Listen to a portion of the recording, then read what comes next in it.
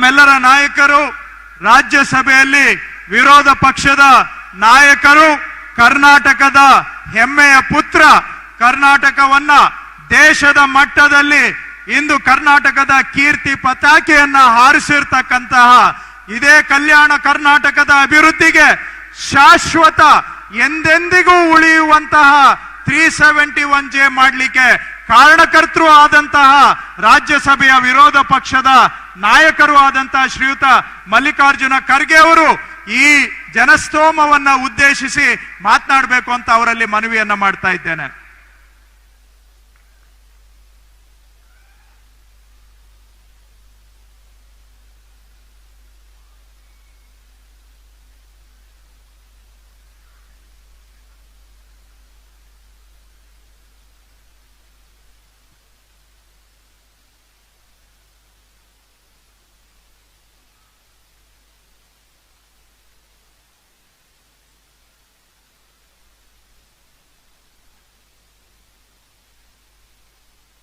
ಇಂದಿನ ಸಮರ್ಪಣಾ ಸಂಕಲ್ಪದ ಸಮಾರಂಭದಲ್ಲಿ ಆಗಮಿಸಿದಂಥ ನಮ್ಮ ಅಚ್ಚುಮೆಚ್ಚಿನ ನಾಯಕರು ಹಾಗೂ ಪಾರ್ಲಿಮೆಂಟಿನ ವಿರೋಧ ಪಕ್ಷದ ನಾಯಕರಾದ ಶ್ರೀ ರಾಹುಲ್ ಗಾಂಧೀಜಿಯವರೇ, ಇಲ್ಲಿ ಉಪಸ್ಥಿತಿರ್ತಕ್ಕಂಥ ರಣಜಿತ್ ಸುರ್ಜೇವಾಲಾಜಿಯವರೇ, ನಮ್ಮ ಮುಖ್ಯಮಂತ್ರಿಗಳಾದ ಶ್ರೀ ಸಿದ್ದರಾಮಯ್ಯಜಿಯವರೇ, ಉಪಮುಖ್ಯಮಂತ್ರಿಗಳಾದ ಶ್ರೀ DK ಶಿವಕುಮಾರ್ ಅವರೇ, ಎಲ್ಲ ಮಂತ್ರಿಮಂಡಲದ ಸದಸ್ಯರೇ, ಶಾಸಕ ಮಿತ್ರರೇ, ಪಾರ್ಲಿಮೆಂಟ್ ಸದಸ್ಯರೇ ಹಾಗೂ ಪಕ್ಷದ ಅನೇಕ ಹಿರಿಯ ಕಾರ್ಯಕರ್ತರೇ ಮತ್ತು ಅಧಿಕಾರಿ ವರ್ಗದ ಮಿತ್ರರೇ, ಇಲ್ಲಿ ಆಗಮಿಸಿದಂಥ ಬಂಧುಗಳೇ, ತಾಯಿಂದರೇ, ರೈತ ಬಾಂಧವರೇ, ಯುವ ಮಿತ್ರರೇ ಹಾಗೂ ನಮ್ಮ ಮಾಧ್ಯಮದ ಬಂಧುಗಳೇ, ನಿಮ್ಮೆಲ್ಲರಿಗೆ ನನ್ನ ವಂದನೆಗಳು, ನಮಸ್ಕಾರಗಳು. ಯಾಕಂದ್ರೆ ಇಂಥ ಬೃಹತ್ ಸಭೆ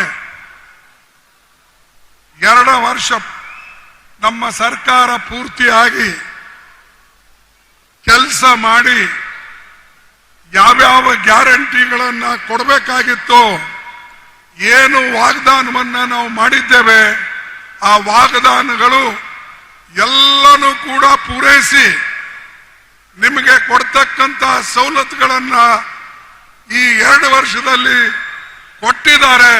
ಇದು ಒಂದು ದೊಡ್ಡ ಸಾಧನೆ ನಮ್ಮ ಕರ್ನಾಟಕ ಸರ್ಕಾರದ್ದು ಅಂತ ಹೇಳಿ ನಾನು ಬಹಿರಂಗವಾಗಿ ಘೋಷಿಸುತ್ತೇನೆ. ಬಂಧುಗಳೇ, ಇದು ಅಷ್ಟು ಸುಲಭವಲ್ಲ. ಒಂದು ಕಡೆ ಗ್ಯಾರಂಟಿಗಳ ಕೊಡ್ಬೇಕು, ಇನ್ನೊಂದು ಕಡೆ ರಾಜ್ಯವನ್ನ ಸುರಳಿತವಾಗಿ ನಡೆಸಿ ಎಲ್ಲರಿಗೆ ಸುಖ, ಸಮೃದ್ಧಿ, ಅಭಿವೃದ್ಧಿ ಅದನ್ನು ಕೂಡ ಮಾಡಬೇಕು. ಇವು ಎರಡೂ ಕೆಲಸ ಮಾಡಬೇಕಾದ್ರೆ ಬಹಳ ಕಷ್ಟವಾದಂತ ಕೆಲಸ. ಆದರೆ ನಮ್ಮ ಕರ್ನಾಟಕ ಸರ್ಕಾರ ಸಿದ್ದರಾಮಯ್ಯ ಅವರ ನೇತೃತ್ವದಲ್ಲಿ ಹಾಗೂ KPCC ಅಧ್ಯಕ್ಷರ ನೇತೃತ್ವದಲ್ಲಿ ಇದು ಬಹಳ ಸುರಳಿತವಾಗಿ ನಡೆದಿದೆ. ಅದಕ್ಕೆ ನಾನು ಈ ಸರ್ಕಾರಕ್ಕೆ ಹಾರ್ದಿಕವಾದಂತಹ ಅಭಿನಂದನೆಗಳನ್ನ ಸಲ್ಲಿಸ್ತೇನೆ. ಬಂಧುಗಳೇ, ಅನೇಕ ಜನ ಅನೇಕ ಗ್ಯಾರಂಟಿಗಳು ಕೊಡ್ತಾರೆ. ಮೋದಿ ಅವರು ಕೂಡ ಒಂದು 20 ಗ್ಯಾರಂಟಿ ಕೊಟ್ಟಿದ್ದಾರೆ. ನಿಮ್ಗೆಲ್ಲ ಗೊತ್ತಿದೆ, ನಾನು ಹೇಳಬೇಕಾಗಿಲ್ಲ. ಅವರೇನು ಗ್ಯಾರಂಟಿ ಕೊಟ್ಟರು? ನಾನು ಅಧಿಕಾರಕ್ಕೆ ಬಂದ ಮೇಲೆ ಹೊರದೇಶದಲ್ಲಿರ್ತಕ್ಕಂಥ ಕಪ್ಪು ಹಣ ತಂದು ಪ್ರತಿ ಒಬ್ಬರಿಗೆ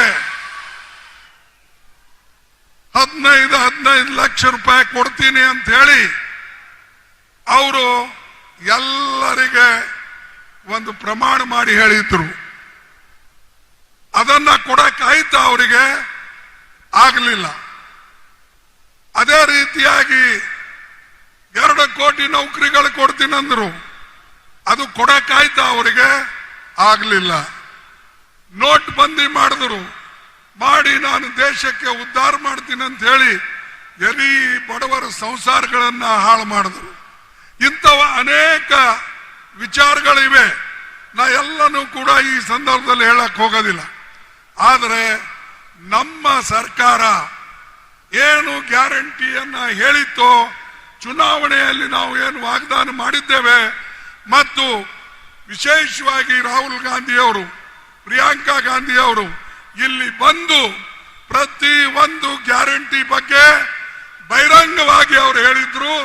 ಅದನ್ನ ಇವತ್ತು ಕರ್ನಾಟಕ ಸರ್ಕಾರ ಇಂಪ್ಲಿಮೆಂಟ್ ಮಾಡಿದೆ, ಅನುಷ್ಠಾನದಲ್ಲಿ ತಂದಿದೆ. ಇದು ಬಹಳ ದೊಡ್ಡ ಸಾಧನೆ ನಮ್ಮದಾಗಿದೆ. ಅದಕ್ಕಾಗಿ ನಾವೆಲ್ಲರೂ ಕೂಡ ಮೆಚ್ಚಲೇಬೇಕು. ಮತ್ತು ಇನ್ನೊಂದು ವಿಶೇಷವಾಗಿ ನಾವು ನೋಡ್ತಕ್ಕಂಥದ್ದು, ಈಗ ದೇಶದಲ್ಲಿ ಅನೇಕ ಘಟನೆಗಳು ನಡೆದಿವೆ. ಅದರಲ್ಲಿ ವಿಶೇಷವಾದಂಥದ್ದು ನಿಮಗೆಲ್ಲ ಗೊತ್ತಿದೆ. ಮೊನ್ನೆ ಪಹಲ್ಗಾಂವ್ನಲ್ಲಿ ಒಂದು ದೊಡ್ಡ ಘಟನೆ ನಡೀತು.